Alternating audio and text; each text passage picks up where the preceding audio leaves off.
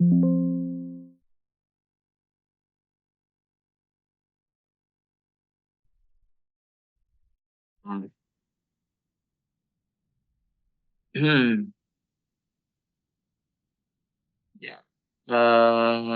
Saya bikin di sini aja lah, biar enak.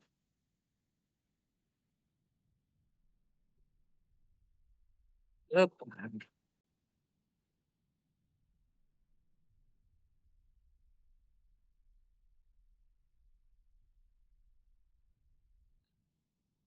Baik. Nah, untuk penulisan di apa namanya, di panduan kan sudah disediakan ya, sudah disediakan untuk laporan. Bentar, oh sebentar. Nah, di penyusunan laporan akhir itu sama seperti yang kemarin, mulai dari proposal, ada latar belakang, kemudian tujuan, ruang lingkup, jadwal kegiatan, ya. Kemudian ada tinjauan pustaka, mengulas literatur relevan dengan proyek termasuk teori, model, dan studi sebelumnya yang mendukung pelaksanaan proyek. Studi sebelumnya ini maksudnya adalah hasil riset ya, hasil riset sebelumnya. Nah, itu maksudnya. Jadi bisa kita dapatkan dari jurnal dan sebagainya. Termasuk teori sih sebenarnya bisa dari jurnal atau buku. Kemudian model-model ini adalah bisa berbicara pada metode. Nah, itu metodenya kita masukin di tinjauan pustaka. Ya, jadi di metodologi penelitian kita nggak pakai lagi metodenya. Yang kita pakai itu nanti adalah tahapannya, seperti itu. Ya, formatnya sudah ada ya, tinjauan pustaka, metodologi. Metodologi ini meliputi dari metode penelitian, kemudian proses analisis, proses perancangan, implementasi, kemudian pengujian dan evaluasi sistem, ya. Jadi ini sebenarnya sudah merujuk pada susunan suatu metode perancangan sistem. Nanti kita cek sama-sama ya, metode perancangan sistem itu ada apa aja. Kemudian hasil dan pembahasan. Nah, hasil dan pembahasan itu mengikuti guideline yang ada di metode, ya. Kemudian menyajikan hasil dari implementasi pengujian solusinya apa, kemudian membahas temuan-temuan penting, hasil analis atau analisis hasil, serta implikasi dari proyek yang dilakukan. Nah, implikasi proyek ini biasanya ceritanya adalah positif negatif, nah, yang bisa kita jadikan bahan simpulan nantinya. Nah, itu yang nanti masuk di pembahasan sebenarnya. Jadi hasilnya itu adalah eh, hasil dari penerapan ini, ya, hasil dari penerapan ini mulai dari proses analisis sampai dengan pengujian evaluasi. Kemudian pembahasannya itu adalah hasil temuan dari apa yang sudah kita lakukan di sesi pengujian dan evaluasi. Makanya saya bilang tadi, nanti hasilnya bisa plus minus dapatnya itu. Kemudian simpulan dan rekomendasi yang menyimpulkan hasil proyek secara keseluruhan, dan rekomendasi itu biasanya sih saran ya, ya biasanya simpulan dan saran. Ini simpulan dan rekomendasi sama aja sih, penyebutan bahasanya tuh sama aja. Kemudian lampiran yang menyertakan dokumen pendukung seperti surat pernyataan, berita acara kelompok, ya, kode program, diagram, data pengujian, dan data lain-lain yang relevan dengan proyek. Nah, ini eh, seperti yang saya respon di chat message, apakah seluruh lampiran itu harus apa namanya, kegiatannya harus dilampirkan? Iya, saya bilang harus dilampirkan, seperti itu. Mulai dari kegiatan awal sampai dengan akhir tuh harus dilampirkan.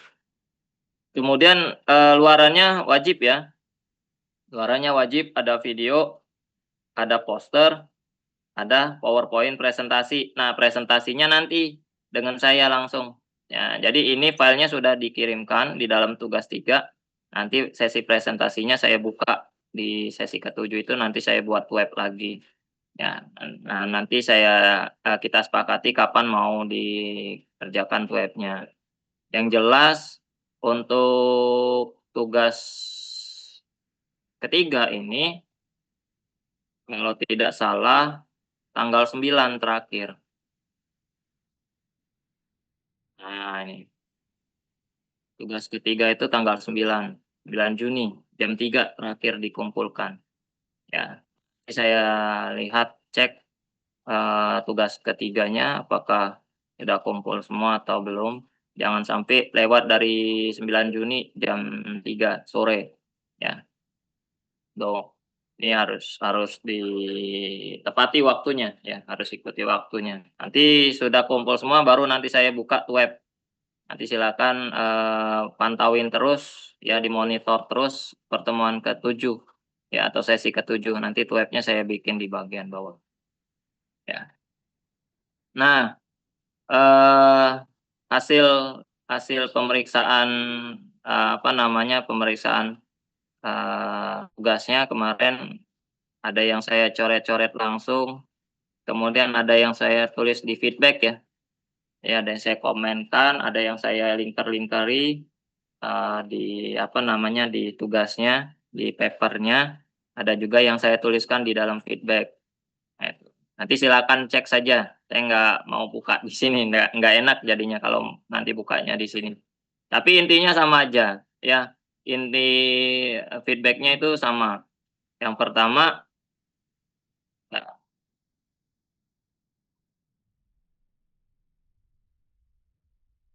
ya, presentasi itu nanti ada di Tab 7, ya nanti ada di Tab 7 seperti yang tadi saya bilang. Jadi ini sebenarnya bukan web presentasi, nanti saya meluruskan dulu atau memperbaiki secara massal, apa namanya, laporan, ya penulisan laporan biar, terbiasa nanti pada saat kita melakukan, penulisan proposal maupun penulisan, laporan kemajuan dan laporan akhir.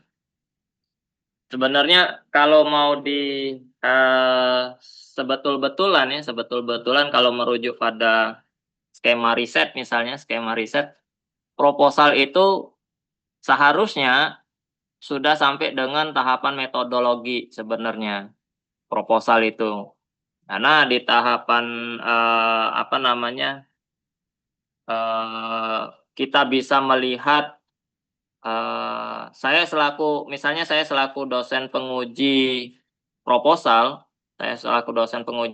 saya akan melihat tahapan apa yang akan dilakukan oleh mahasiswa, ya. Tahapan apa yang akan dilakukan oleh mahasiswa pada saat dia mengerjakan, TA ya, tugas akhirnya atau skripsinya.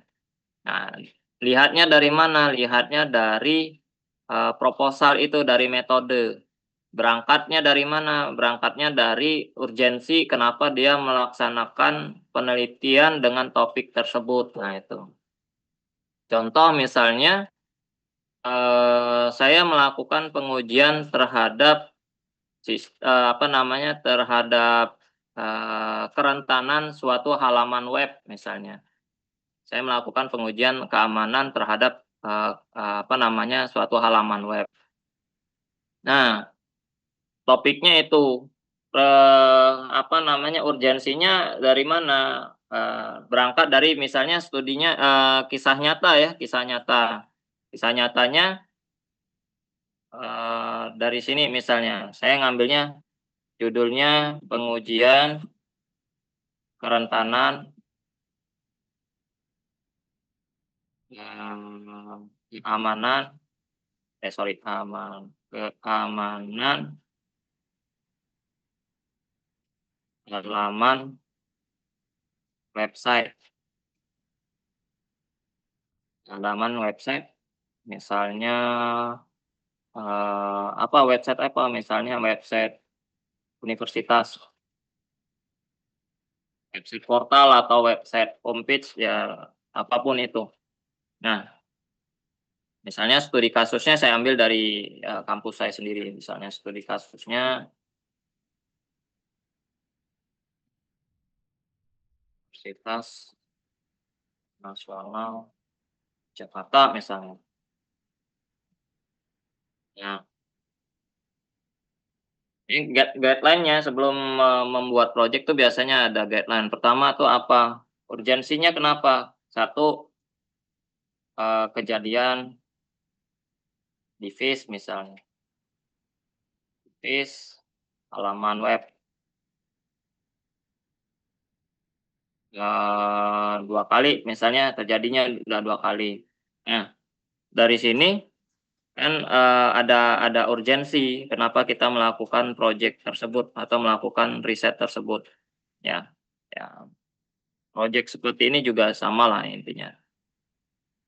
Nah, maka, solusinya adalah dilakukan assessment assessment, apa namanya, security assessment ya, assessment. Nah itu, jadi dilakukan security assessment sebelum rilis. Nah itu, sebelum rilis di, apa namanya, publish, sebelum rilis atau sebelum publish. Nah itu, publish. Nah ini lingkungannya di mana? Di lingkungan DevOps misalnya, development, di lingkungan development. Nah, jadi dilakukan security assessment sebelum rilis atau publish, di lingkungan development atau pengembangan. Nah itu, ya solusinya kita harus melakukan assessment. Nah yang kedua, assessment ini melalui apa nantinya, tools-nya apa, atau metodenya apa, kayak gitu loh. Metodenya apa, metode atau, apa namanya, skala pengukuran, ya apa namanya, rujukan dari, pengukuran atau asesmennya itu menggunakan apa. Nah, saya menggunakan OASP, nah ini, saya menggunakan standar OASP. Nah itu, jadi saya menggunakan standar OASP. Nah, tools-nya apa nanti kita pakai? Pakai tools-nya misalnya menggunakan ZEP, menggunakan ZEP Proxy.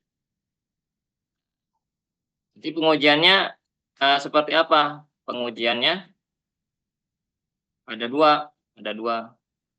Pertama, satu, active assessment, atau, yang keduanya adalah native assessment. Assessment. Mmm. Jadi menggunakan active assessment atau menggunakan native assessment. Jadi kalau aktif berarti kita harus melakukan pengujiannya sampai benar-benar sistem itu kolaps seperti itu, atau kita hanya mencari celahnya saja. Nah itu, mana yang apa namanya, yang jadi, tingkat krusial nantinya, ya. Yang pertama ya pasti kita cari celahnya dulu. Jadi tahapannya nanti adalah cari celah cari celah menggunakan native assessment, native, kemudian dapat, dapat bloknya atau dapat full, maka dilakukan aktif. Nah nah ini banyak ya, celahnya, apa namanya, yang kita bisa dapatkan nantinya, ya. Bisa banyak kita dapatkan, misalnya saya mau cari celah keamanan di sisi, apa namanya, API-nya misalnya, kemudian header-nya, nah itu bisa kita dapatkan header-nya enggak, atau dari sisi, apa namanya, path-nya ya, atau path page ya. Jadi alamat dari address-nya, nah itu dari bagian ke bagian seperti itu. Nah itu kita bisa bisa cari. Nah nanti batasannya mau sampai mana untuk, penelitiannya atau, pengujiannya nanti. Nah itu yang disebutkan di dalam, apa namanya, di dalam proposal, laporan, sampai laporan akhir. Kalau kita berbicara di proposal berarti kita harus tentukan sampai mana tahapannya, ya, sampai mana tahapannya. Nah itu yang menjadi guideline di dalam, kemajuan nantinya, laporan kemajuan. Dari laporan kemajuan itu nanti baru masuk ke laporan akhir. Nah itu, ya tahapannya.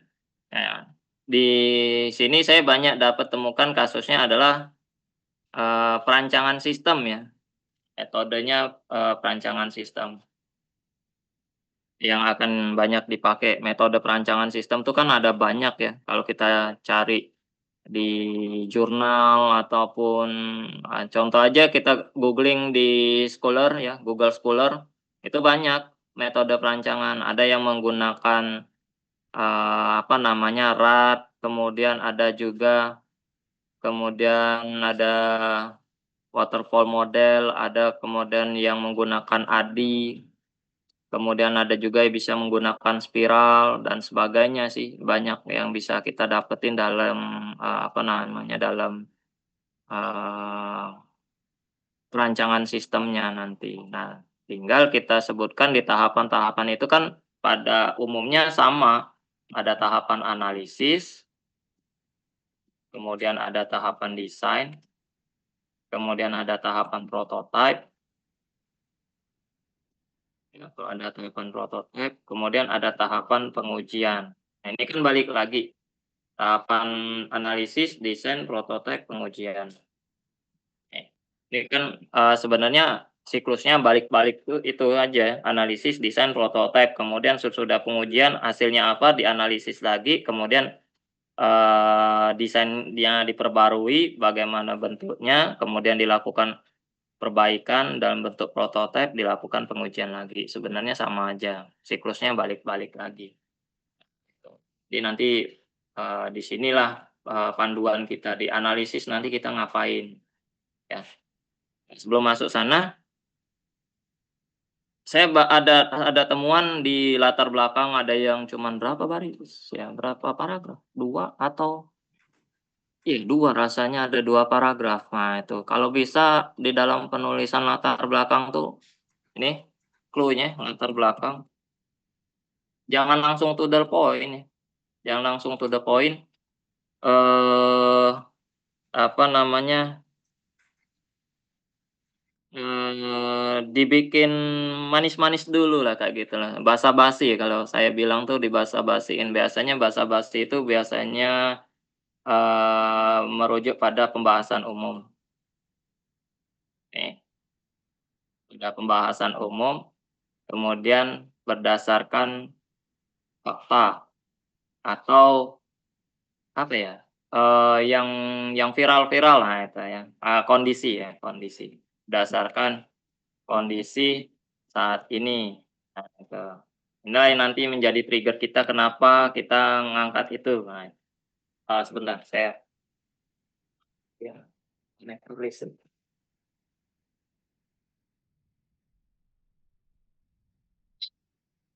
Oke. Kondisi saat ini bisa diambil dari mana? Ini kondisi saat ini nih kita bisa ambil sumbernya dari berita, dari dari forum, kemudian dari jurnal bisa juga, dari hasil riset dan sebagainya, sampai nanti kita munculin apa yang mau diteliti. Apa yang mau diteliti. Nah, apa yang mau diteliti nanti, di sinilah nanti kita bisa berbicara banyak tentang apa yang akan diteliti. Misalnya kayak tadi saya, kejadian di Face 2 kali. Nah, itu bisa menjadi referensi bahwa, yang menjadi titik kelemahan di Face itu adalah celah keamanan di halaman web. Nah, itu. Halaman webnya seperti apa, kelalaiannya bagaimana dan sebagainya. Nanti ini bisa dipoles dengan jurnal, hasil riset,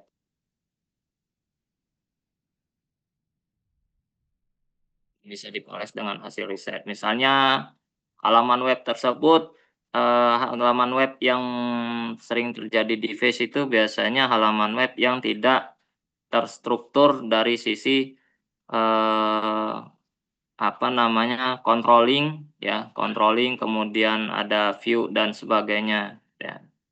Atau lebih condong pada native, apa namanya, web natif misalnya seperti itu, maka harus dilakukan perubahan, eee, ke metode MVC dalam pengembangan webnya. Nah, metode web MVC dan web yang berbasis MVC tadi, seberapa besar tingkat keamanannya pada saat dilakukan penyerangan. Nah, nanti dapat lagi MVC, ini kan dipoles menggunakan pengembangan webnya, diubah menjadi MVC, model view and controller ya. Model view and controller menggunakan apa nih framework MVC-nya.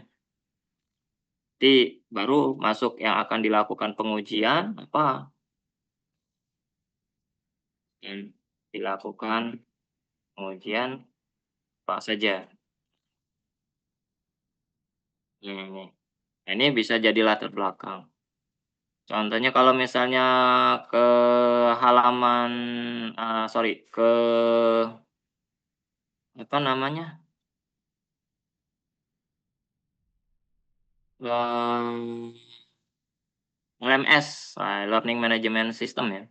Nah, kenapa menggunakan LMS gitu ya, berangkatnya dari mana ya, apa sih kemudahan yang bisa didapatkan dengan LMS. Nah, itu bisa menjadi trigger kita, sehingga kita tuh bener loh menerapkan LMS untuk sekolah ini suatu pilihan yang tepat, seperti itu.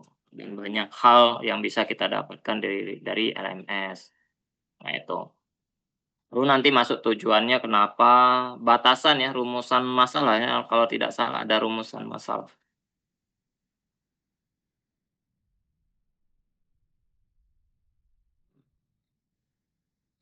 Di pertemuan 6 itu kan dijelasin ada, nah, ruang lingkup. Ruang lingkup ini jangan sampai, jangan sampai melebar ruang lingkupnya. Ini pernah saya sampaikan juga di, proposal, batasan kalian tuh sampai mana, jangan sampai nanti melebar-lebar, ya. Kemudian kalau misalnya ruang lingkupnya cuman sampai dengan sistem presensi, ya kuncilah dari cuman sampai dengan sistem presensi dan sebagainya, kayak gitu loh. Mas, seperti yang kemarin pernah disampaikan di proposal, boleh membahas sesuatu hal yang sama tetapi permasalahannya berbeda. Ya, yes boleh, tapi masalahnya harus berbeda, seperti itu. Ya. Nah, kemudian sisi penulisan ya, sebelum saya masuk jadwal. Sisi penulisan, penting gunanya, tools Citasi ya, penting sekali menggunakan tools Citasi. Usahakan menggunakan tools Citasi dalam suatu penulisan ya, biar biar sama, mulai dari awal sampai dengan akhir citasinya sama. Contoh misalnya, dia membahas masalah vulnerability misalnya, ini contohnya vulnerability adalah apa, nah, kemudian saya masukin citasi, nih, nah ini kan sama. Kemudian, apalagi, sorry dulu, dari sisi pengujian misalnya, pengujian, keamanan web itu apa, terus ya tinggal kita sorry,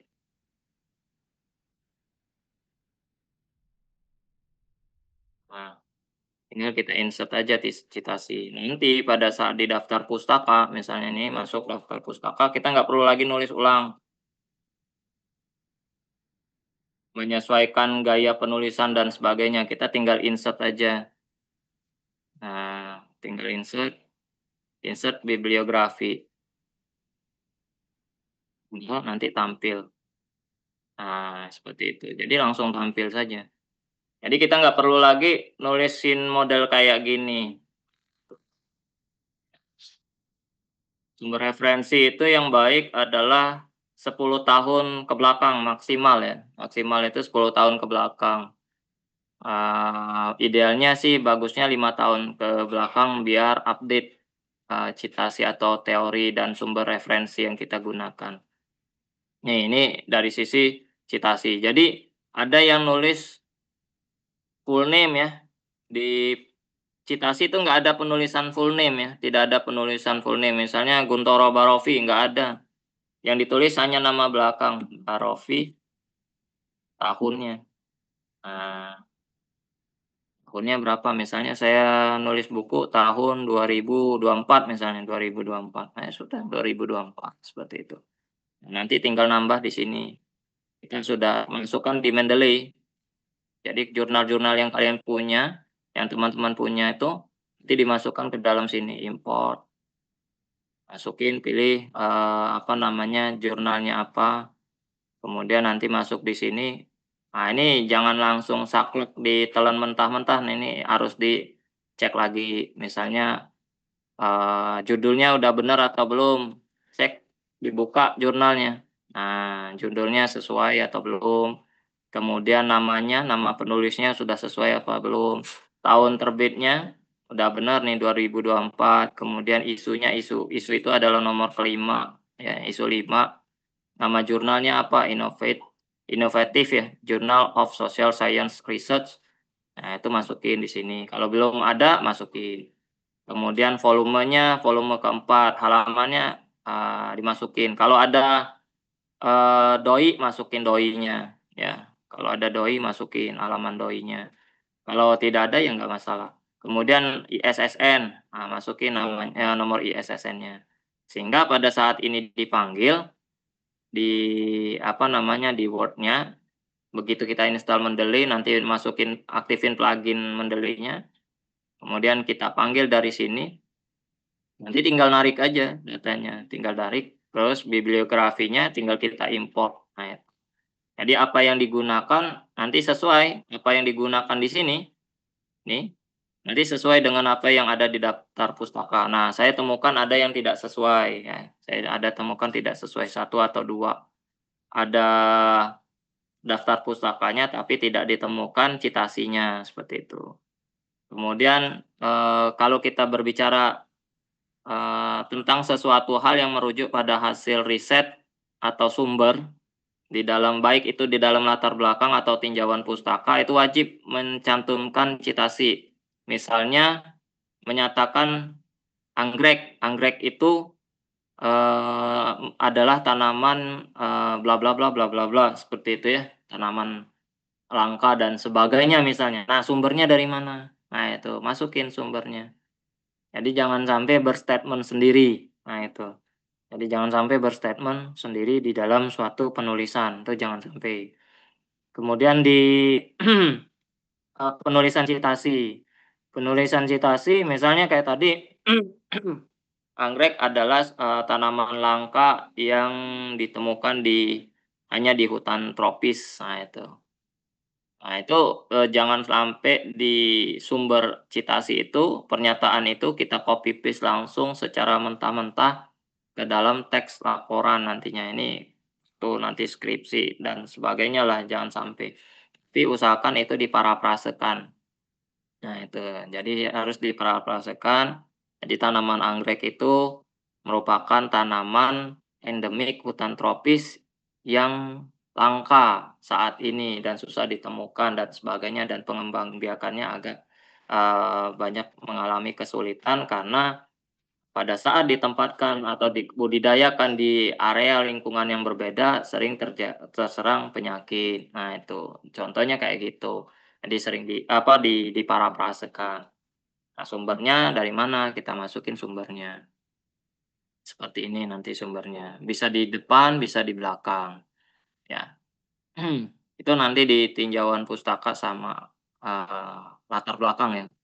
Saya temukan di latar belakang ada yang tidak menggunakan itu, padahal itu adalah statement.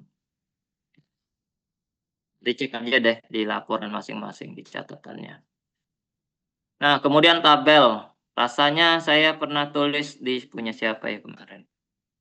Tabel itu, baiknya di checklist. Nah, itu di checklist. Kalau bisa tabel itu nulisnya gini.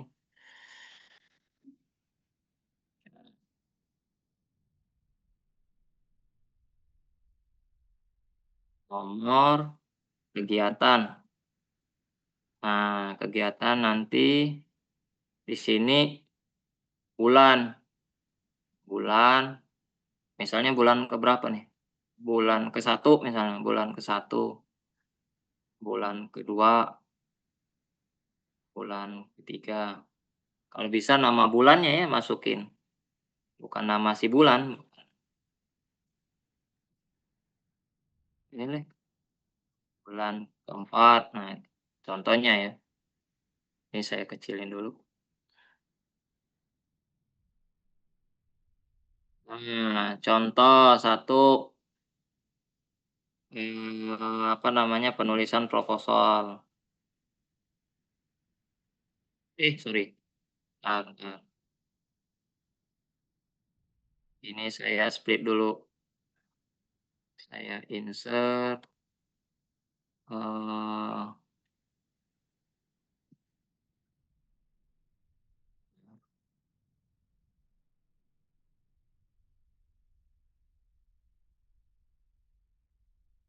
misalnya saya split cell,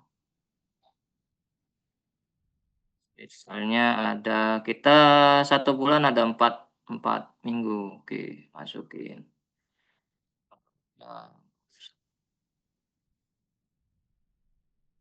Nah itu maksudnya. Jadi ini menyatakan minggu ke satu, kedua, ketiga, keempat. Nah itu, ini sama nanti. Nah jadi satu penulisan proposal. Minggu ke berapa? Tinggal masukin simbol kan. Set, simbol, centang. Nah, tinggal gini aja. Nah, misalnya proposal kita tulis 2 minggu. Nah, kemudian, apalagi, metodologi. Metodologi minggu ke-3, ke-4. Nah, itu. Kemudian apa, perancangan sistem atau analisis. Analisis analisis kebutuhan sistem. Minggu ke-3, ke-4. Nah, itu seperti itu. Jadi saya enak biasanya bacanya kayak gini, oh cuma 2 minggu, minggu ke-3, ke-4. Nah, itu bisa saya prediksi tanggal berapa, seperti itu, dari bulan yang dimulai ya, dari bulan yang dimulai. Nah itu, ini enaknya seperti ini. Jadi nggak perlu, apa namanya, dibikin minggu 1, minggu 2, nah itu bingung saya, minggu enaknya menyajikannya seperti ini infografiknya, itu, ya. Kemudian, metodologi ya, kita coba masuk ke metodologi analisis analisis. Nah, kalau di sini sudah harus didefinisikan kan. Nih, metode penelitiannya apa? Menjelaskan metode yang digunakan untuk pengumpulan data dan informasi yang diperlukan. Ya, metodenya apa? Metode penelitian kan ada banyak, ada studi pustaka, kemudian ada survei, ya pengamatan langsung. Nah, pengamatan langsung tuh biasanya kan dapat hasil analisis kebutuhan pengguna. Sehingga analisis kebutuhan pengguna itu turunnya nanti analisis kebutuhan sistem. Nanti dari analisis kebutuhan sistem dan analisis kebutuhan pengguna itu nanti ketemunya adalah bahasa desainnya. Kemudian nanti ada pemetaan ya, ERD, DFD, nah itu. Itu bisa kita jadikan, apa namanya, jadikan guideline. Metode penelitiannya apa, kita kan melakukan pengembangan sistem.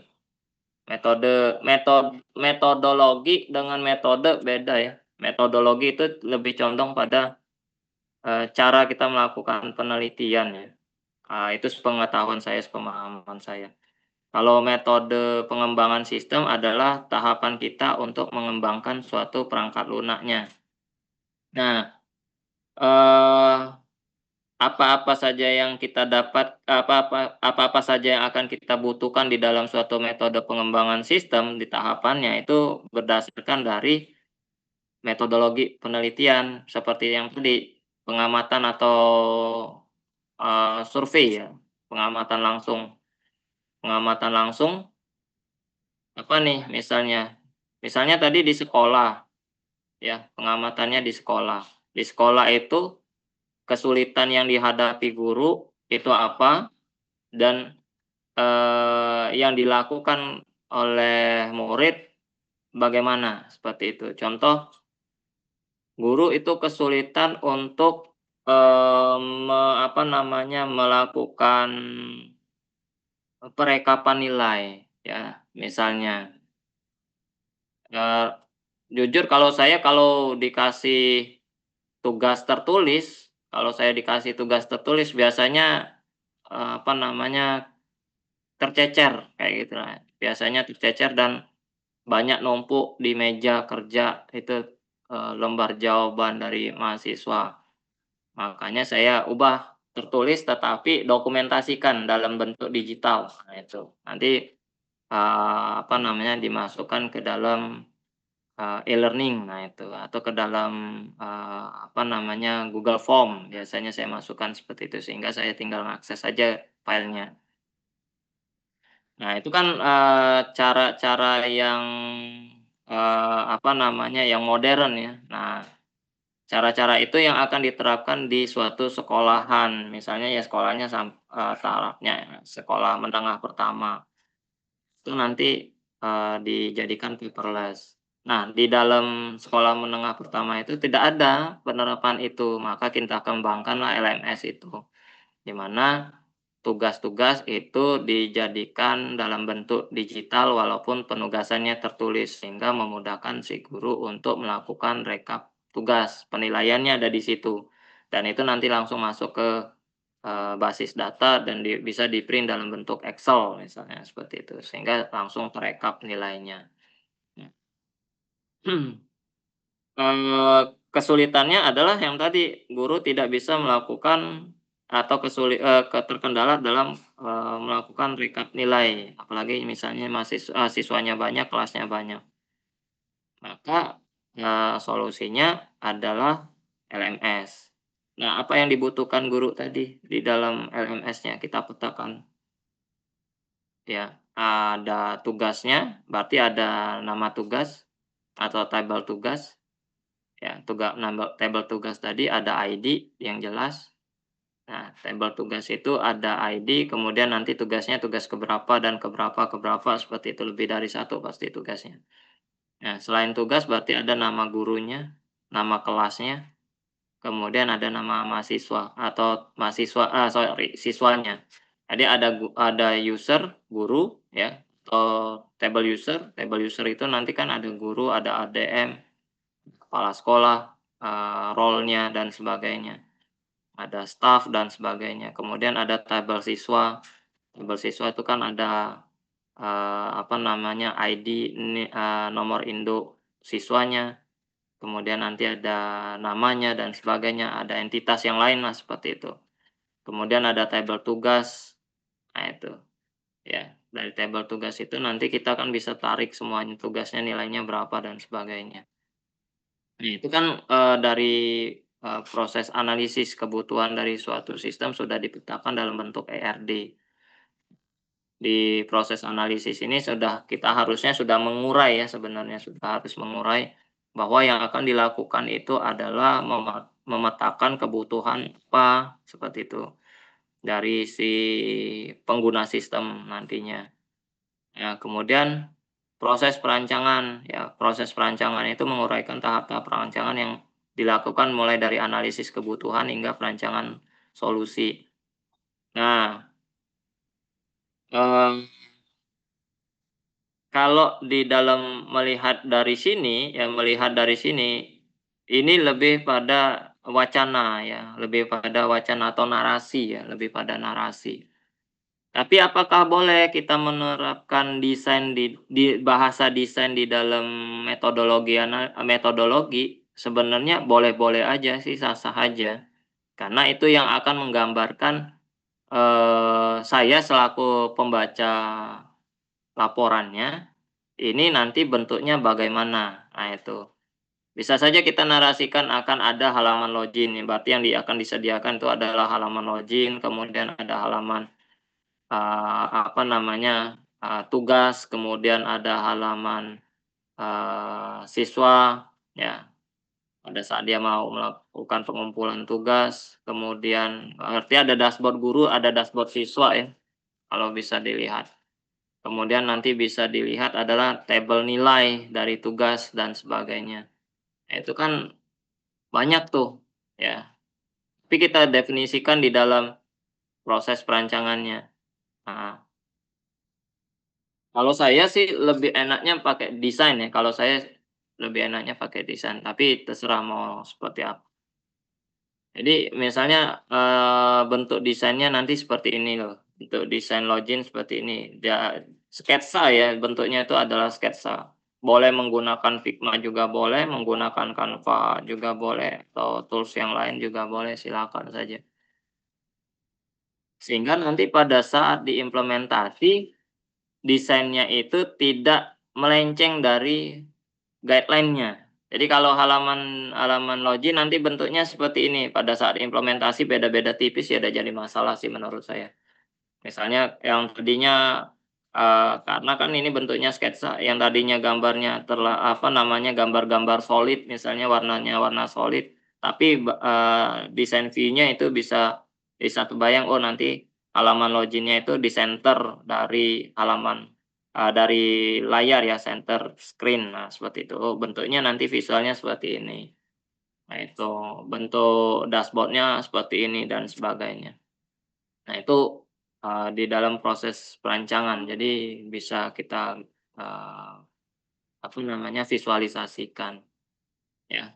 Kemudian nanti tahapan, di dalam perancangan juga kita bisa menjelaskan menggunakan tools apa dalam penerapan ini, ya bisa menggunakan tools apa, PHP 5, TML sekian, ya misalnya, atau PHP 7, menggunakan basis data MySQL.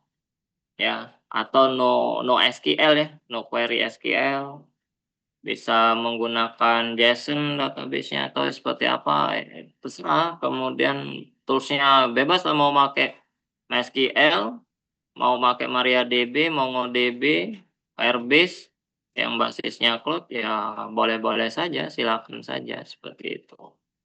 Jadi sudah ada pattern-nya kita melakukan itu, sudah dijelaskan di dalam suatu tahapan metodologi, seperti itu. Kemudian nanti diimplementasikan, ya langkah-langkah yang diambil untuk implementasi dari solusi yang dirancang tadi seperti apa. Misalnya diimplementasikan di cloud misalnya ya, dimasukkan di dalam halaman cloud misalnya. Atau dilakukan di hosting, atau dilakukan nanti dilakukan diimplementasikan pada server dan sebagainya, gitu. Itu tahapan implementasinya, ya, apa yang akan kita lakukan. Misalnya tahapan implementasi baru bisa dilakukan setelah dilakukan serangkaian pengujian. Nah, itu yang akan diimplementasikan di halaman cloud. Nah, itu kan hanya berbicara pada berbicara pada kontekstualnya ya, bicara pada kontekstual. Nanti bentuknya seperti apa rancangan jaringannya atau bagaimana nanti bisa kalian masukkan di dalam sini juga. Ya nanti di dalam, apa namanya, di dalam LMS ini tidak diimplementasikan di sekolah tetapi di cloud sehingga memudahkan guru mengakses tugas yang dikumpulkan oleh siswa itu bisa diakses di mana saja di rumah atau di sekolah, dan siswa bisa mengupdate tugasnya itu bisa di sekolah atau bisa juga di rumah, misalnya itu jadi penugasan di rumah. Nah, pengujiannya bagaimana bentuk pengujiannya? Ya, pengujian ini, di perancangan sistem atau ya di pengembangan sistem perangkat lunak itu ada black box, ada white box. Rancangan pengujiannya sampai batas mana? Ya, harus dikunci, itulah pentingnya tadi di ruang lingkup. Nah itu, kuncinya di ruang lingkup sebenarnya. apa yang akan kita lakukan itu bisa dituliskan di ruang lingkup, ditegaskan di ruang lingkup. Di penelitian ini atau proyek ini dikembangkan, menggunakan bahasa pemrograman web, nah itu, dengan basis PHP, HTML, dan basis data MySQL. Nah, pengujiannya dilakukan menggunakan pengujian black box testing, ya, atau black box testing dan white box testing. Nah, itu dari sisi, responsif modul ya, dari pengujian modul dan sebagainya, tuh. Itu dikunci di ruang lingkup, sehingga, pembaca atau penguji itu tidak bisa keluar dari itu, seperti itu. Ini clue aja sih sebenarnya, jadi hanya sampai batas itu. Nah, nanti pengujiannya apa saja yang dilakukan, ya. Apakah, sampai dengan batas pengujian modul atau sampai batas pengujian, feedback pengguna atau user satisfaction ya, respon pengguna terhadap aplikasi yang kita kembangkan, gitu. Sampai mana pengujiannya, kemudian hasil evaluasinya apa. Dari serangkaian pengujian modul didapatkan bahwa, modul bekerja dengan baik misalnya. Modul bekerja dengan baik, tetapi terjadi kendala pada saat nah itu. Jadi pengujian itu tidak cuma sekali atau usernya hanya satu, tetapi dilakukan berkali-kali ya, dilakukan 2 arah. Apakah hasilnya ada error dari serangkaian pengujian, misalnya 10 kali pengujian, ternyata ada error 2 kali. Nah, error 2 kali ini yang menjadi pertanyaan, kenapa bisa error modulnya nggak bisa terbaca. Nah itu. Itulah yang nanti menjadi, pembahasan ya, menjadi hasil pembahasan. Jadi dilakukan pengujian, serangkaian pengujian 10 kali pengujian, modul, didapatkan 2 kali terjadi, error gagal pembacaan halaman atau gagal pembacaan data. Nah, hal ini disebabkan apa? Ya, hal ini disebabkan oleh apa, dan itu yang menjadi referensi, perbaikan nantinya. Nah, munculnya direkomendasi, ya. Jadi tahapan ini menjadi tahapan, membahas temuan penting, analisis hasil, serta implikasi dari proyek yang dilakukan. Implikasi proyek yang dilakukan berarti ada feedback dari pengguna, ya. Kalau saya membaca kalimat ini, jadi ada implikasi dari proyek yang dilakukan, berarti ada dampak dari pengguna, gitu. Dampaknya apa? Misalnya guru, menjadi lebih mudah dalam, apa namanya, penggunaan LMS, dalam melakukan manajemen tugas siswa. Nah itu, penilaian tugas siswa dan sebagainya. Nah itu didapatkan dari mana hasil pengujian pengguna, langsung feedback feedback pengguna. Adakah lampirannya? Ada, seperti itu, ada lampirannya. Jadi didapatkan dari hasil survei atau wawancara ya, hasil wawancara ke penggunanya secara langsung. Ini yang menjadi, apa namanya, menjadi pengujiannya. Tuh, dari hasil MS yang dikembangkan, guru mendapatkan kemudahan dalam memanajemen tugas, tetapi, ada, apa namanya, kekurangan yang didapatkan oleh pengguna. Misalnya view-nya yang kurang menarik dan sebagainya. Nah, itu yang menjadi nanti, rekomendasi bahwa view-nya harus dikembangkan lebih maksimal atau kurang responsif. Nah, itu. Dari hasil pengujian agak, kurang responsif. Itu yang menjadi, apa namanya, temuannya nanti, ya, menjadi temuan dari, hasil pengujiannya. Nah, hasil temuan, kemudian baik itu hasil pengujian, hasil temuan, itu menjadi poin kesimpulan. Nah, poin kesimpulan. Jadi didapatkan bahwa, LMS secara, apa namanya, secara keseluruhan sangat bermanfaat dan sangat dibutuhkan, tetapi, LMS ini hanya fokus pada penilaian saja dan harusnya dikembangkan sampai dengan presensi misalnya, tuh, dan sebagainya. komponennya.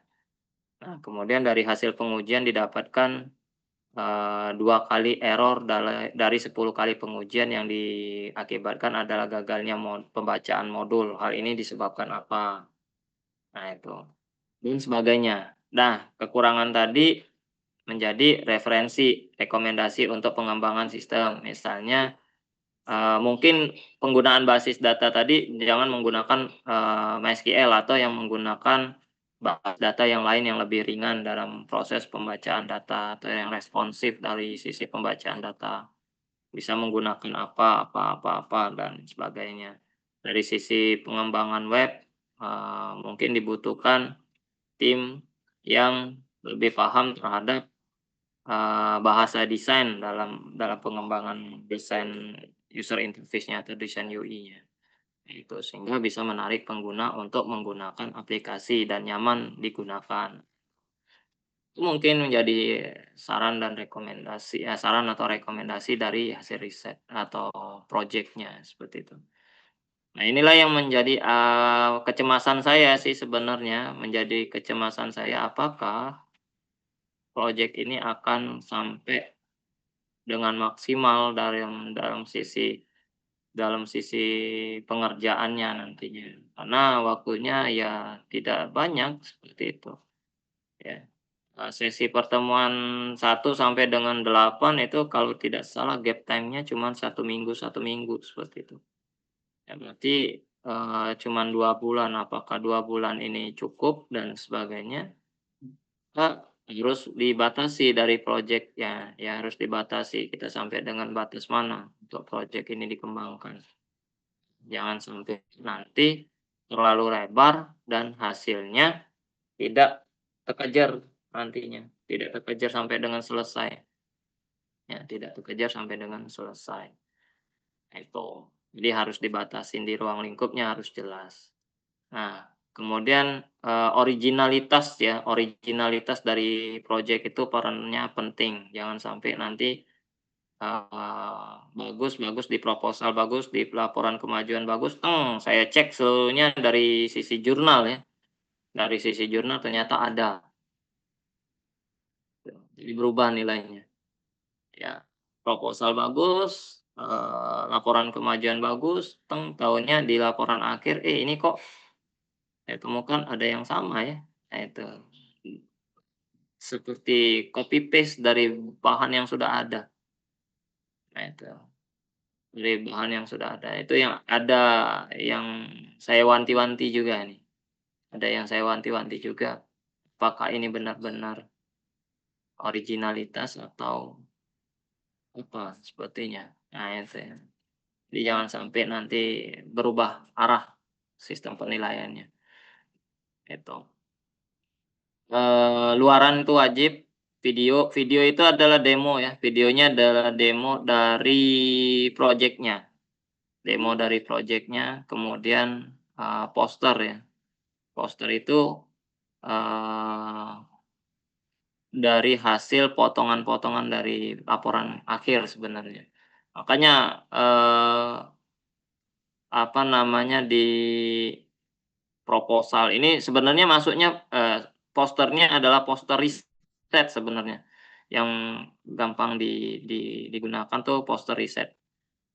Poster riset itu biasanya hanya menjelaskan, eee, latar belakang pun tidak dituliskan secara keseluruhan, tapi diresum dari 1 halaman itu kalian resum menjadi 3 kalimat, 4 kalimat, atau 1 paragraf yang berisi dari 4 baris misalnya. Nah itu, kenapa, LMS itu sangat diperlukan. Nah itu, misalnya studi kasusnya, dari SMP sekian-sekian, tidak memiliki LMS dan sebagainya, kesulitan dalam sisi perekapan nilai dan sebagainya, maka dibutuhkan suatu LMS dengan basis web programming atau berbasis web yang dikembangkan menggunakan bahasa pemrograman web, ya PHP, 7, dan basis datanya adalah apa, seperti itu. Nah, kemudian, eee, apa namanya, eee analisis atau biasanya langsung masuk ke tujuan, tujuan itu biasanya dirangkum dalam satu paragraf. Kemudian biasanya isinya adalah metodologi, desain tahapannya apa saja, ya. Langsung munculin biasanya langsung munculin analisis kebutuhannya tuh adalah ini, PRD, DFD, dan sebagainya. Kemudian desainnya bentuknya seperti ini. Kemudian, apa namanya, implementasi itu bisa saja langsung dikasih gambar bentuk orang melakukan pengujian, gitu. Melakukan pengujian aplikasi, dari hasil pengujian itu nanti di apa namanya, ditampilkan dalam bentuk infografik, 10 kali pengujian, 2 kali error, seperti itu misalnya. Nah itu, nanti hasilnya apa, pembahasan kemudian ada simpulan. Jadi di dalam poster tuh space-nya sedikit, jadi disesuaikan saja. Kebanyakan kalau menggunakan poster tuh sedikit teks tetapi banyak gambar. Dan banyak gambar itu harus jelas mewakili apa, seperti itu. Jadi di dalam timnya harus bagi kelompok ya, bagi kelompok, bagi tugas seperti itu. Bagi tugas ada yang sudah mempersiapkan atau mencicil poster, kemudian ada yang sudah mencicil potongan-potongan video dari, projeknya, ya. Misalnya dimasukkan, apa namanya, apa ya,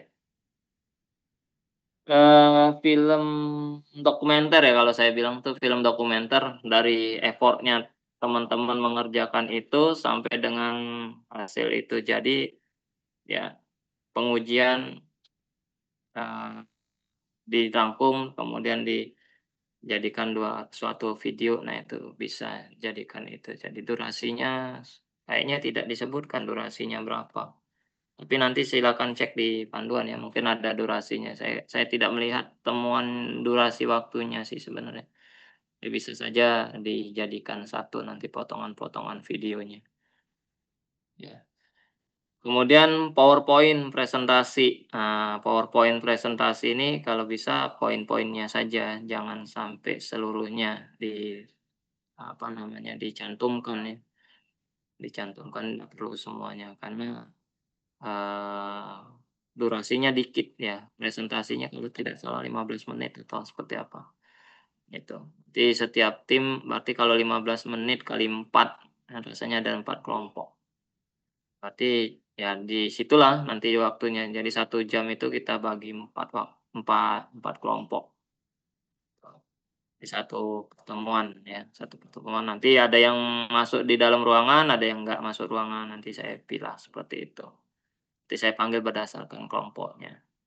Nah, itu seluruhnya digabungkan ke dalam satu file, ya digabungkan dalam satu file kemudian dikirimkan di e-learning, termasuk laporannya ya, termasuk laporannya juga.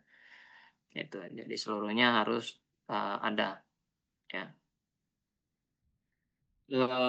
Itu ya mungkin, yang harus diperbaiki ya dari sisi, apa namanya, dari sisi laporan laporan, apa namanya, laporan akhir. Ini masih ada waktu, di laporan akhir masih bisa kita perbaiki, ya, masih bisa kita perjelas. Saya tidak mendapatkan, ada yang detail, ada tapi mayor yang nggak terlalu detail, nah itu. Wajar yang tidak terlalu detail, ya. Kemudian jangan jangan menggunakan ini ya, ini jangan menggunakan bullet, jangan menggunakan bullet dalam penulisan laporan. Gunakan angka ya, menggunakan angka dan alfabet, itu tuh kalau dari penulisan laporan resmi. Nanti kalau misalnya deskripsi juga sama, jangan menggunakan itu. Kalau bisa ganti dari sisi penulisan, ya.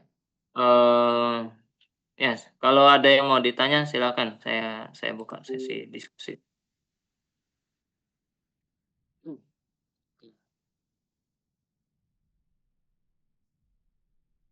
Yang mau didiskusikan?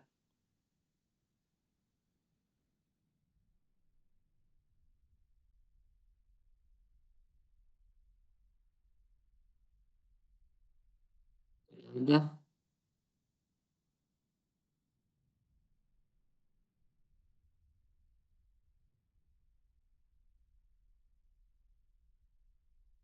paham semua? Kak, mau izin tanya, Pak. Hmm, silakan. Mhm, Ya, jadi gini, Pak. Kan itu di luaran itu ada PowerPoint ya, Pak. mhm. Nah, PowerPoint-nya itu kan untuk presentasi nanti. Di dalam PowerPoint-nya itu kita ngebahas tentang si project-nya ini atau kayak mode proposal kita gitu tapi dijadiin PowerPoint. Ngebahas project sih sebenarnya. Jadi ngebahas Oh. project itu mulai dari awal, mulai dari awal yang menceritakan kenapa project itu terlahir, kemudian, tujuannya buat apa, batasan kalian mengerjakan project itu sampai mana saja, kemudian metodologinya apa. Jadi boleh masukin ruang lingkup, latar belakang, ruang lingkup, tujuan ya, kemudian, jadwal, kemudian pustakanya boleh masukin, tetapi tidak seluruh. Jadi harus apa namanya, harus sudah ingat di luar kepala karena hanya poin-poinnya saja. Kemudian metodologinya apa yang dilakukan di dalam projeknya, kemudian hasil projeknya bentuknya seperti apa, sampai dengan pembahasannya, simpulan dan saran. Merangkum seluruh laporan akhir menjadi beberapa slide presentasi untuk dijadikan presentasi, selama 15 menit. Itu selama 15 menit itu sudah kita tanya jawab nantinya. Ya, Pak. Sama satu lagi, Pak. Berarti di presentasinya itu kita nanti setelah presentasiin PowerPoint, kita nampilin hasil projeknya gitu ya, Pak? Mhm, mhm, Oke, terima kasih, Pak. iya.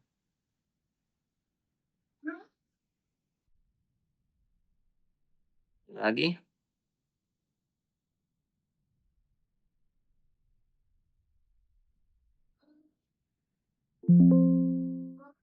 Iya, silakan Mas Nikolas.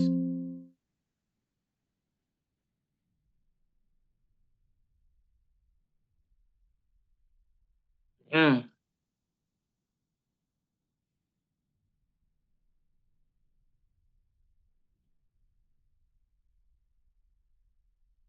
oh iya, formatnya mungkin ya, formatnya, apa namanya, eee, ada yang tidak sesuai formatnya. Jadi saya temukan itu ada perbedaan antara penulisan pertama dengan penulisan kedua, nah itu. Jadi makanya saya tulis, sepertinya tidak menggunakan tools Mendeley, jadi harus disesuaikan formatnya. Makanya tadi saya bilang, jangan langsung saklek, apa namanya, eee, kita import sumber, masuk ke Mendeley, kemudian tampil, terus langsung kita panggil, tanpa kita cek dulu bener atau enggak. Nah itu, biasanya ada beberapa format dari jurnal misalnya yang kebaca di tools Mendeley itu tabrakan. Misal, judul dengan nama sumber itu berada di kolom judul. Nah itu nah. Sehingga pada saat dipanggil, nama nama sumbernya tidak muncul. Ada juga yang judul dan nama sumbernya itu terpisah, tetapi, nama autornya, nama penulisnya, nama penulis dari jurnal tersebut, itu tidak dipilah lagi dengan Mendeley, mungkin format dari jurnalnya. Jadi harusnya, di dalam penulisan referensi, citasi, itu biasanya nama akhir dulu, baru nama pertama sampai nama berikutnya. Nah, ada yang dituliskan, full name ya, full name dari awal sampai dengan akhir. Misalnya saya temukan, di jurnal yang saya jadikan referensi itu ada 3 penulis. Penulis satu, penulis 2 bener tulisannya, tetapi penulis 3 ditulis namanya nggak dipisah, nggak dipilah lagi. Jadi misalnya Budi Cahyono misalnya, seharusnya kan Cahyono, Budi. Nah, ini ditulisnya Budi Cahyono. Nah, itu nanti harusnya diubah. Nah, itu, kalau misalnya yang tidak diubah itu di penulis pertama, maka dia akan tulisnya, Budi Cahyono, ya, tidak ada pemilah, ya, contohnya kayak gini.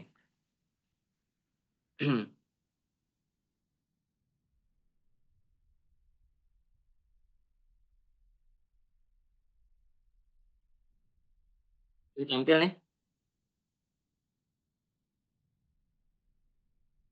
lagi loading ya, saya stop dulu.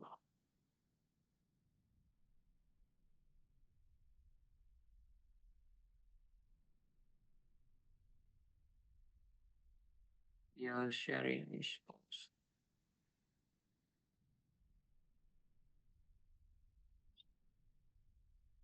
Oke. Nah, nih. Ini kan harusnya Feby Septian, Muhammad Adi Afian, Jeffrey Sunopurwa Asri, Budi Cahyono. Nah, ini saya temukan ternyata penulis 3, penulis 4-nya ini ditulisnya Budi Cahyono di dalam jurnal ini. Jadi kalau saya pakai tools Mendeley, nah ini yang tidak terpilah. Jadi tulisnya itu Budi Cahyono. Ini sebelumnya ini sudah saya perbaiki sebenarnya. Nah, seperti ini. Ini kalau dia tidak dipisah, ini yang masuk nih full name jadinya. Atau yang ini saya panggil Febri Septian. Ini Febri Septian misalnya saya sudah simpan, kemudian saya perbarui.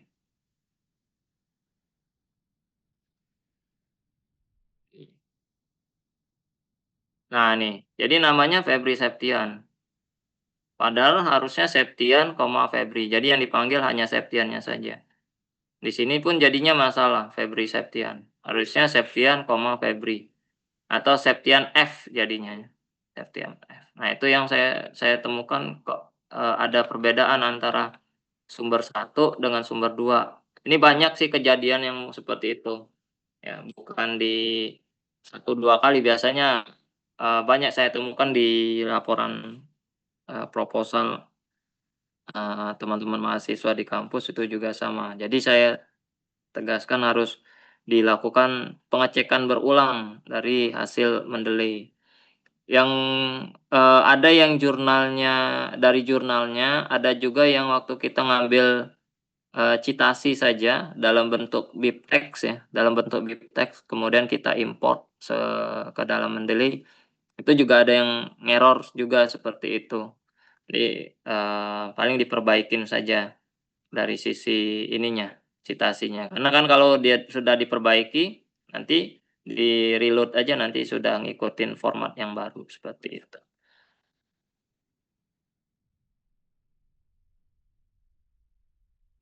Itu dipakai.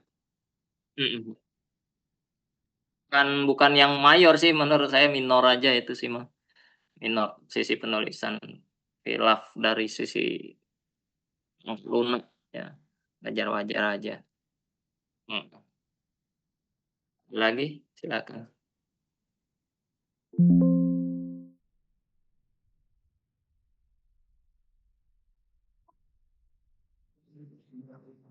Mohon izin Bapak, izin bertanya Pak. Iya, silakan. Ini Pak, pertama yang mau saya tanyakan untuk video ya Pak. Video itu apakah harus keseluruhan atau hanya waktu kita melakukan testingnya aja? Kemudian kan video itu harus diupload di tugas 3. Nah, menguploadnya itu dalam bentuk link atau video utuh Pak? Karena kalau kita mengacu di learning kan ada batasan untuk menguploadnya itu Pak. Iya, kalau di e-learning saya lupa ingat, tapi kalau di mata kuliah yang lain saya biasanya minta upload dalam bentuk link di link YouTube ya. Tapi saya coba cek. Mungkin bisa cek juga sama-sama yang lain untuk panduannya. Itu kalau misalkan kita ngupload-nya, nggak harus di link YouTube-nya, misalkan Google Drive atau gimana gitu? Kalau di Google Drive, biasanya pada saat kita upload, terus kita share tuh ada 2 kemungkinan, diizinkan atau tidak minta izin. Nah itu nah. Jadi kalau misalnya kita share ke yang tidak ada di kontak kita di kontak email, biasanya minta akses izin untuk bisa mengaksesnya. Contohnya kayak saya misalnya saya upload di Google Drive, saya share, open share seperti itu, tapi masih ada yang menggunakan akses permohonan izin untuk bisa akses video tersebut. Makanya saya biasanya upload ke dalam YouTube seperti itu. Jadi uploadnya di dalam YouTube, sehingga bisa diakses oleh banyak orang tanpa harus minta izin akses seperti itu. Lebih mudah aja kalau misalnya di link YouTube. Oke, Pak, mungkin, satu lagi, Pak, tapi ini agak keluar dari konteks penjabaran malam ini sih, Pak. Terkendala yang jelas kita di kelompok kami ini kan anggotanya ada 5 orang, Pak. Nah, kemudian, yang aktif itu, yang bisa tersambung ke kita itu hanya 4 orang, Pak. Nah, yang satu ini sudah kami berusaha, sudah kami hubungi, bahkan kami japri juga, cuman tidak ada respon, Pak. Nah, solusinya gimana kira-kira, Pak? Tuliskan saja namanya.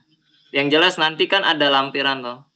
Lampiran mahasiswa 1, 2, 3 dari sisi kehadiran kan. Makanya penting itu lampiran di dalam setiap kegiatan tugasnya. Kalau hadir katakan hadir, tidak hadir katakan tidak hadir. Maka nilainya nanti dia tidak berlaku untuk yang tidak hadir penilaiannya. Walaupun nilainya berkelompok ya. Walaupun nilainya berkelompok, tapi di gradebook yang saya punya, saya menghilangkan nilai kelompoknya untuk mahasiswa yang tidak hadir. Itu. Jadi tidak menjadi masalah. Tuliskan saja namanya. Tak usah dihapus. Tak usah dihapus di dalam berita acara kegiatan. Cukup tuliskan dia tidak hadir atau tidak terlibat di dalam kegiatan tersebut, maka nilainya tidak berlaku untuk mahasiswa yang tidak hadir tadi. Itu. Jadi masalah. Oke, terima kasih, Pak. Mungkin cukup itu dari saya, Pak. Lagi? Silakan.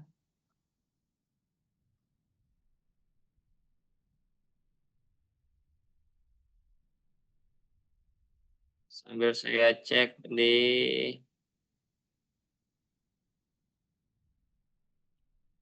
bobotase ya, satu bobotasenya nanti saya sampaikan bobotasenya.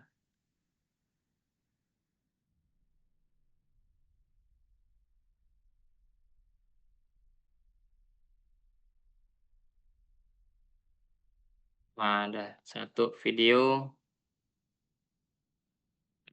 Kita share aja dulu untuk reminder kita sama-sama.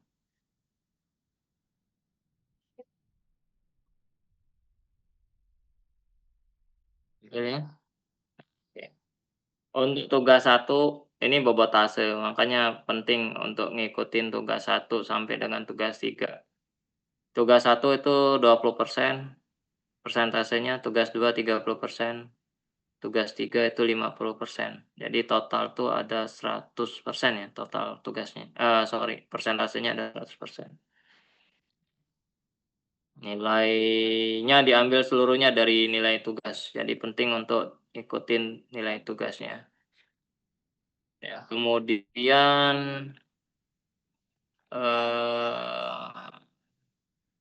luarannya, jadi video, membuat sebuah video yang berisi penjelasan. Nah ini, sama yang seperti ditanyakan tadi, penjelasan tentang produk yang dikembangkan dengan cara kerja dan cara kerja produk tersebut. Durasinya 4 menit. Durasi video mulai dari 4 sampai dengan 7 menit. Termasuk judul, ucapan terima kasih. Berarti dari awal sampai dengan hari akhir ya. Jadi sampai dengan produk itu kenapa, ya ceritanya kenapa produk itu lahir, ya. Kemudian dikembangkan dengan menggunakan metode seperti apa, kemudian cara kerjanya bagaimana. Nah, itu masuk di dalam sini, di dalam 4 sampai dengan 7 tujuh tujuh tujuan menit ya, kurang lebih. Nah itu, 7 menit. Pembuatan video bertujuan untuk melatih peserta dalam menyampaikan ide produk secara visual, yang merupakan bagian dari kemampuan berkomunikasi.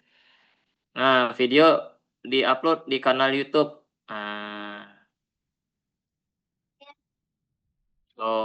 Jadi usahakan di-update atau di-upload di kanal YouTube-nya saja.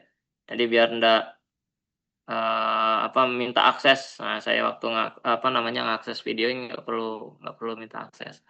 Yang kedua bisa jadi, media publikasi atau portofolio rekan-rekan mahasiswa semua dalam mengerjakan project yang seperti itu. Jadi punya kanal YouTube sendiri. Kemudian posternya itu A4. Nah ini yang saya sampaikan tadi, A4 tuh kecil. A4 itu kecil, maka yang bisa kita lakukan adalah menyampaikan komunikasi dalam bentuk visual. Nah itu, ya. Teksnya sedikit, tapi visualnya yang banyak. Kemudian ya, berarti isinya mulai dari awal juga sama seperti di video di sini disebutin seperti itu. Untuk menggambarkan produk yang dikembangkan dan menjelaskan cara kerja produk. Nah itu, cara kerjanya seperti apa. Ya, guideline-nya. Clue-nya ya, menggambarkan produk yang dikembangkan dan menjelaskan cara kerja produk tersebut. Nah, ini tujuannya, melatih peserta dalam menyampaikan ide produk mereka secara visual kepada masyarakat umum, ya, pengembangan kemampuan komunikasi, kemudian poster harus dimengerti oleh semua orang. Sementara bagian lainnya harus cukup mendalam untuk menjelaskan aspek desain dan implementasi produknya. Tuh, ini di-upload di sesi 3, tugas 3 sesi 7. Kemudian PowerPoint, membuat presentasi PowerPoint pada sesi 7 yang mencakup penjelasan setiap tahap dari identifikasi masalah, ini, spesifikasi, desain, implementasi hingga pengujian, dan rincian kontribusi masing-masing kelompok. Nah, ini ada berarti, ya, ada lampiran yang harus disampaikan ya, di dalam PowerPoint, kontribusi kelompok tadi masing-masing apa. Nah, saya kemarin lihat ada di satu laporan yang menjelaskan, bukan lumayan tapi sangat detail, yang ngerjain, proposal siapa, yang mengerjakan desain siapa, yang mengerjakan basis data siapa. Nah itu. Jadi kontribusi masing-masing itu yang disampaikan di dalam PowerPoint-nya, ya. Dan slide-nya maksimal 12 slide. Nah, cukup kayaknya kalau misalnya harus disampaikan dari awal sampai akhir cukup, seperti itu, ya. Intinya jangan banyak-banyak teksnya, nggak usah ditulis semuanya, cukup diingat, dihafal, atau disampaikan secara verbal ya. Kalau saya sih lebih disampaikan secara verbal. Gitu, secara lisan saja apa tujuannya. Nah, itu nggak perlu kontekstual, books ya atau make teks dijelasin. Kalau make teks jadinya membaca. Nah, PowerPoint itu hanya poin-poinnya saja. Durasinya 10 sampai dengan 15 menit dan semua anggota harus berbicara secara bergantian. Nah, tinggal petakan saja. Slide 1 sampai dengan slide 4 siapa, slide, 5 sampai dengan slide 7 siapa, slide 8 sampai dengan slide 10 siapa, 11 sampai dengan 12 siapa. Nah, itu dipetain. Jadi nggak perlu nanti untuk slide berikutnya disampaikan oleh siapa. Nah, langsung aja nyambung, itu. Karena waktunya hanya 10 sampai 15 menit. Kemudian laporan akhir proyek adalah dokumen komprehensif yang merangkum seluruh proses dari hasil proyek yang dikerjakan, ya, berfungsi sebagai bukti tertulis dari kemampuan mahasiswa dalam mengintegrasikan dan mengaplikasikan pengetahuan yang telah diperoleh selama masa studi. Berikut adalah komponen utama yang wajib ada dalam laporan akhir capstone project. Nah, ini yang tadi saya masuki, yang kita baca sama-sama di web. Lampirannya sama, menyertakan dokumen pendukung, surat pernyataan, berita acara kerja, kemudian kode program. Nah, ada kode programnya. Kemudian diagram. Nah, diagram DFD, ERD masuk semua di sini. Termasuk nanti misalnya ada client server masuk di sini. Kemudian data pengujian, ya, pengujian black box, white box testing itu kalau bisa dipetakan, ya. Kemudian dan lain-lain yang relevan dengan project. Nah, ini bukti dokumentasi pengujian boleh masuk sini. Ya, bukti pengujian kepada Ibu Dewi misalnya sebagai guru apa namanya, guru PPKN. Nah, itu boleh, silakan saja. Ada yang berasal dari sekolah kan tinggal didemokan aja. Ya. Jadi code-nya, ini nanti code-nya apa namanya, ada bukti juga rasanya kalau selain kode program ada bukti programnya juga. Nah, bukti programnya itu nanti, saya nggak tahu muat nggak ya kalau di-upload di e-learning. Nah, itu kalau nggak muat nanti silakan dikasih link-nya masuk ke situ. Kalau web kayaknya cukup-cukup aja karena nggak terlalu besar.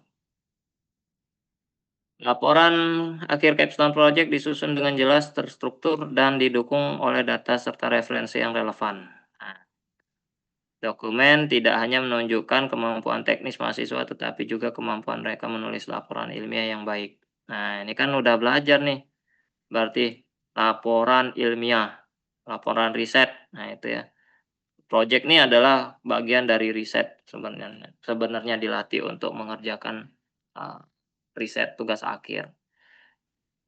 Penyusunan laporan bertujuan untuk melatih mereka dalam menyusun dokumentasi proyek yang dapat digunakan sebagai portofolio profesional di masa depan.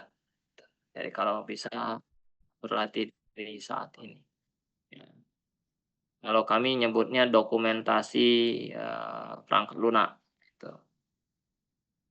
Dokumen atau manual book biasanya. Jadi ada laporan proyek, kemudian ada dokumen manual book, cara guna perangkat lunak.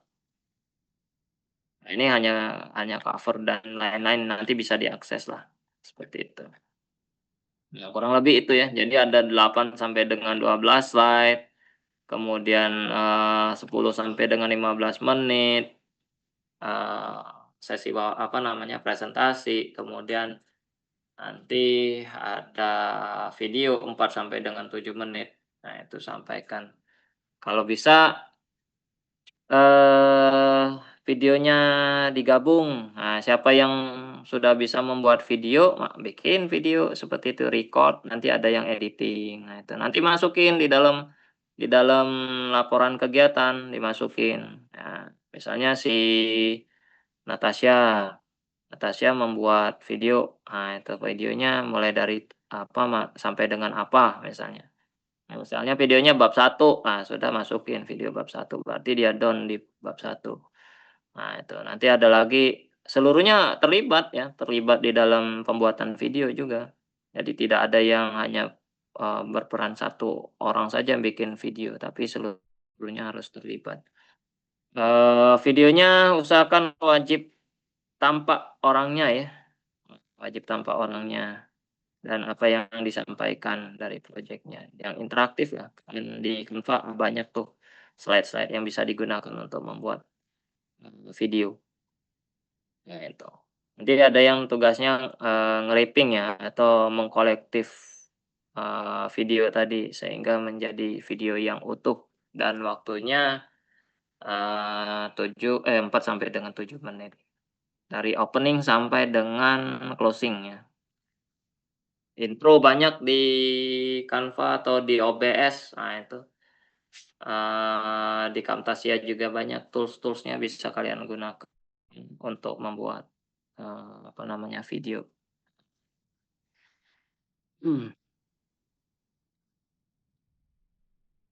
Intinya itu untuk luarannya ya, tidak terlalu banyak kayaknya. Yang bisa bikin poster dan sebagainya. Kan kalau ada yang mau ditanya. Mohon izin Bapak, tanya lagi Pak. Ya.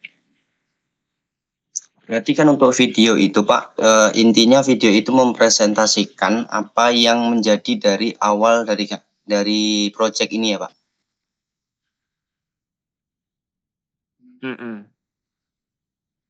Jadi kan misalkan nanti mulai dari bab 1 sampai di bab terakhir itu dibikin video. Nah, saya ada sih beberapa kali nengok di YouTube Pak, uploadan dari yang mungkin mahasiswa yang lalu. Jadi mereka itu membuatnya model kita bikin seperti gini nih Pak. Nah, jadi kita presentasi di Zoom itu secara bergantian, kemudian diupload di YouTube gitu Pak. Ya boleh, ya boleh seperti itu. Jadi Silakan, nggak jadi masalah, bebas sih. Kalau videonya sih seperti itu boleh. Jadi kan tidak perlu repot harus editing terlalu banyak Pak. Jadi satu kali kita take video Editing, langsung ya. jadi gitu loh Pak. Kemudian Bisa juga nanti kena edit loh. edit gimana Pak? Bisa juga nanti kena edit, misalnya ada yang terjeda, pindah satu sesi ke sesi yang lain, pindah dari satu sesi ke sesi yang lain. Nah itu kan biasanya kan waktunya agak melorot dari 4 sampai dengan 7 menit, itu pasti masuk dapur editing, itu pasti. Nanti tinggal dipotong-potong aja yang Kalau kosong-kosong editing itu kan mungkin masih tetap sih Pak kalau editing, cuman kan setidaknya iya. lebih menghemat waktu untuk bikin videonya gitu loh Pak. Ya, tidak menghemat waktu karena kita ketemunya langsung di Zoom seperti itu. Iya. Kemudian untuk poster, berarti poster itu intinya di poster itu kita menceritakan kenapa sih proyek ini harus dibuat, kemudian tujuannya apa, kesimpulan akhirnya apa, terus misalkan harus ada gambar pengujiannya seperti itu ya Pak berarti. Iya. Ya, oke Pak, terima Iya, kasih Pak. sama-sama.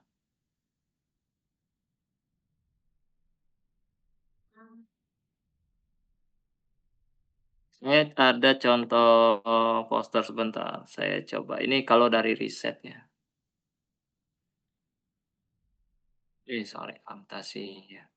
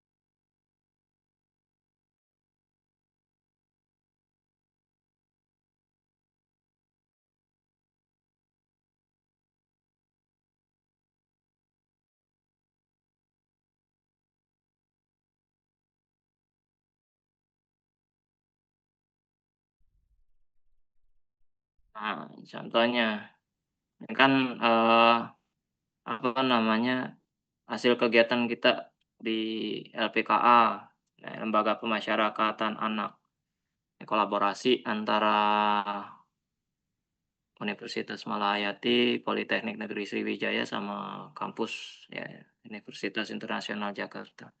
Nah, ini kan kita ini apa namanya, terpaksa harus dibikin teksnya tuh seperti ini.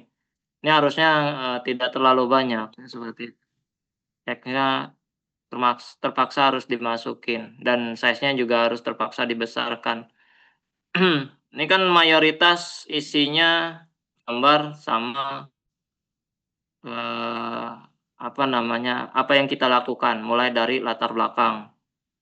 Ini kan ada mitra. Nah, mitra tadi siapa saja yang kalian gunakan, ya teman-teman gunakan mitranya siapa, misalnya SMA negeri mana, seperti itu masukin, ada nama anggota, foto anggota ya, nama, lagi kumpul seperti itu, siapa aja, apa namanya, eee, anggota peneliti atau anggota tim projeknya, kemudian ada mitranya, menceritakan latar belakang, ya kan, permasalahannya tuh apa, bisa saja latar belakang dan permasalahan kita gabung jadi satu, nah itu. Kemudian solusi, solusi itu kan sudah masuk dalam tujuan, ya, solusi itu sudah masuk dalam tujuan, itu.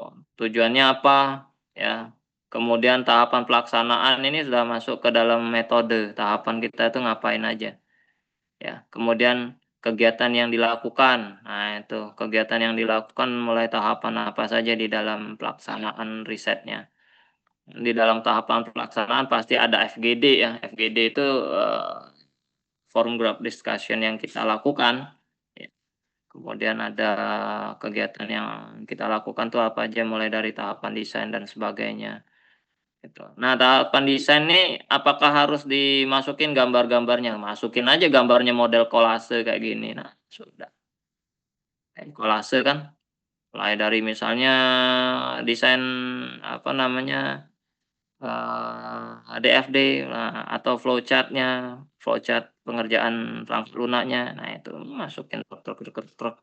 Nanti ada desainnya seperti apa, desain login bla bla bla sampai dengan akhir, seperti itu. Sampai dengan nanti ada apa namanya, pengujian, nah itu ada gambar pengujian, luaran, seperti itu. Dibikin menarik aja posternya, dibikin menarik. Luarannya apa saja, sudah ada luaran dalam bentuk video, dalam bentuk PowerPoint, dalam bentuk poster, laporan akhir, nah itu masuk di sini. Simpulannya apa? Simpulannya dari kegiatan tadi apa. Seperti ini aja poster yang saya lakukan kemarin. Template-nya dari mana? Ambil aja dari Canva banyak, ya manfaatin aja tools-nya. Seperti ini kan berarti kita bisa gunakan. Free juga, cari yang free. Oh, udah itu aja. Posternya infografis, menarik, enak untuk dibaca. Oh, seperti ini. Nah, ini juga sama poster juga. Kita udah terbitin ada policy brief, ada presentasi, kemudian sama kementerian, gitu kan. Dan luaran lainnya, jurnal, haki, jurnal, di media cetak, ya, media digital. Udah sampai situ. Berarti yang sudah kita publish tahapannya tuh apa saja kan ada di situ. Gitu. Dibikin semenarik mungkin lah.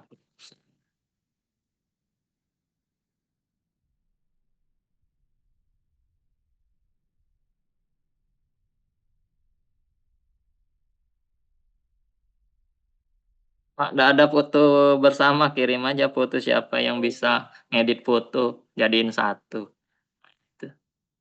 Atau, fotonya nggak usah diedit satu-satu, jadi bikin bubble-bubble ya, timnya itu ini, udah itu, jadiin satu. Editing lah, siapa yang bisa mengedit poster, seperti itu ya. Sudah mulai mulai ngguyurin. Nah, saat ini ada yang lagi sibuk ngembangin perangkat lunaknya, ada yang melakukan sudah mulai starting bikin proposal, itu. Ada yang, sudah mulai mengedit video sambil berjalan ya, sambil jalan saling saling support-lah dalam kelompoknya, jangan saling nunggu. Nah, tugas itu paling lambat sampai dengan tanggal 9 jam 3 sore udah harus, landing di e-learning. Jadi masih ada waktu kita sampai dengan tanggal 9. Makanya saya kejar di awal ini, Ini harusnya melorot, ini sebenarnya sudah melorot ini sebenarnya, kita sudah masuk di pertemuan 7, saya baru bantuin. Nah, hasil dari evaluasi laporan kemarin kayaknya, apa namanya, tidak maksimal dalam pembuatan laporannya, makanya saya inisiatif aja mengadakan web ini.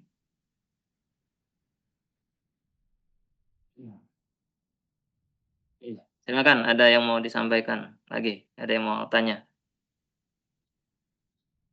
Masih ada 6 menit lagi kita sampai dengan jam 9. Oke, izin Pak, berarti untuk poster itu, intinya di dalam poster itu harus ada, sejenis dokumentasi gitu ya, Pak? Iya, ada dokumentasinya.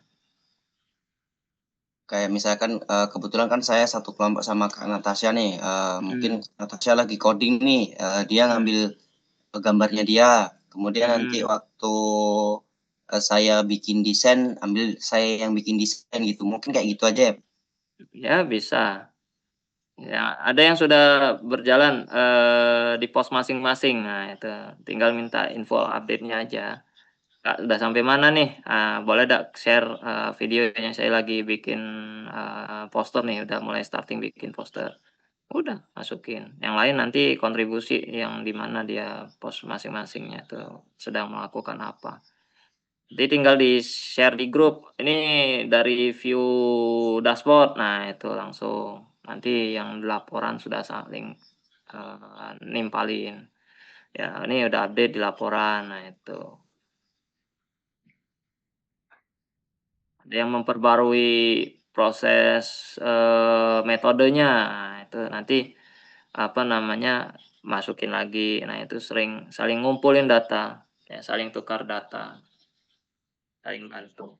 Jadi yang di-share tadi, lah ada yang nangkep untuk membuat proposal, udah langsung sorry buat proposal, buat poster, nah langsung masukin di poster, seperti itu. Nanti bisa di-share hasilnya, ini poster lagi jalannya model kayak gini kalau mau dicek, nah itu, saling update. Bikin grup kan? Bikin grup nggak? Grup WA. Bikin, Pak. Nah itu saling Ada Pak, heeh. jadi berarti untuk posternya kan, foto-fotonya mungkin kita bisa ambil masing-masing aja, kemudian nanti tinggal diedit gitu. Boleh. Iya, terima kasih Pak. Ya, ada lagi? Silakan.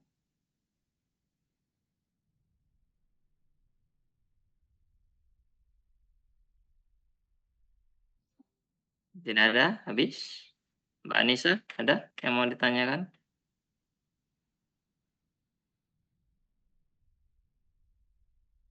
Udah? Habis ya? Oke, ya. Kalau tidak ada lagi yang mau ditanyakan, saya rasa sampai sini aja pertemuan web 2-nya. Semangat untuk, mengerjakan tugasnya, ya jadikan ini sebagai media kita untuk eksplorasi kemampuan, ya, kemampuan kita di bidang SI ya. SI itu kan, mayoritas perangkat lunak mainnya, kembangin saja, sering-sering eksplorasi, sering eksperimen. Agar kita punya bekal nanti, baik di, tempat kerja ataupun nanti bisa menjadi, apa namanya, media tambahan ya, atau jalan tambahan untuk mendapatkan income yang lain selain di dunia kerja saat ini, atau tempat kerja saat ini, dari freelance kah, atau ke apalah seperti itu, atau copywriting dan sebagainya. Jadi kemampuan menulis, kemampuan mendesain, kemampuan meng-coding, seluruhnya masuk semua di dalam sini, termasuk komunikasi, itu, ya. Jadi jadikan sebagai media belajar.